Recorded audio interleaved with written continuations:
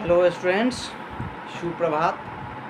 हम डॉक्टर कमलेश माझी, सहायक प्राचार्य मैथिली, SJS कॉलेज बाथो बेनीपुर दरभंगा। आइ पुनः हम उपस्थित छी अपने सभक कक्षा में शास्त्री द्वितीय वर्षक जे पाठ्यक्रम में पोथी अछि एकांकी संग्रह।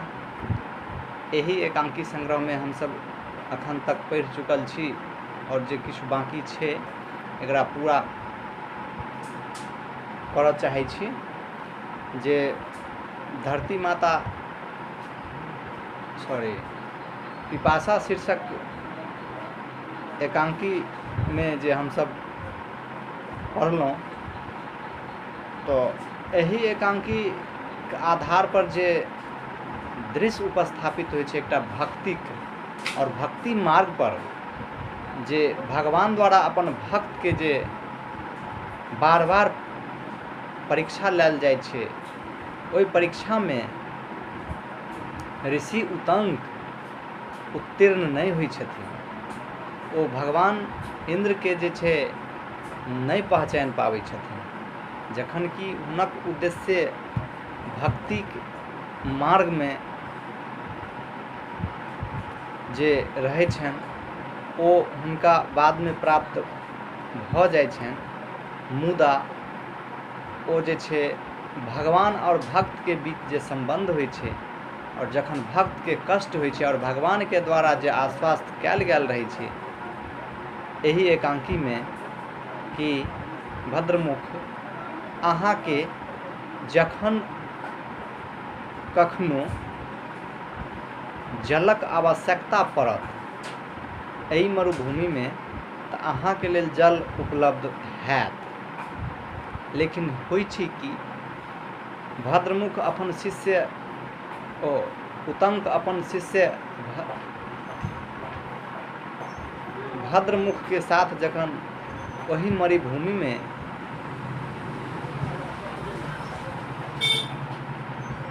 आगमन करै छथिन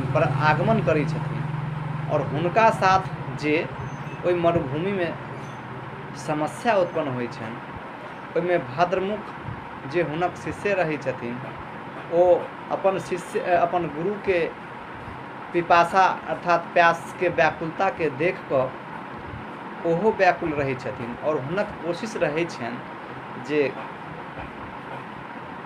जल्दी से जल्दी हमरा जल भेट जाए, जे हम गुरुजी के जे प्यास से जे व्याकुलता छनि, पिपासा छनि, ओकरा हुनक पिपासा के तृप्ति के जल पिया कऽ शांत करे। मुदा एना नहीं होइ छै। हुनका मरुभूमि में किछु दूर तक देखला पर दृष्टिपात केला पर जैसे हुनका जले जल दिखाई दै छनि, मुदा ओते दूर ओहि जगह पर गेला के बाद हुनका किछु नहीं भेटै छनि। एहिना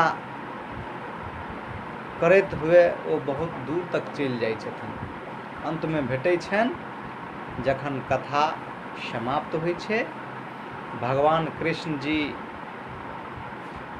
अंतर्ध्यान भऽ जाइ छथिन और अंत में जे से भद्रमुख जल लऽ कऽ अबै छथिन और एहि बीच में जे ऋषि उतंक चांडालक वेश में भगवान इंद्र श्री कृष्ण के बीच जे गप होइ छै सबटा जे से देखबा में आबै छै और एही गप के एही वार्तालाप में जे भगवान और भक्त के बीच संबंध रहे छै, ऋषि के जे अपन एकटा मान मर्यादा संस्कार रहे छै ओहो संस्कार के देखबा में अबैया जे अपन संस्कार के अपन रीति रिवाज के ओ तोड़ि नहीं सकै छथि।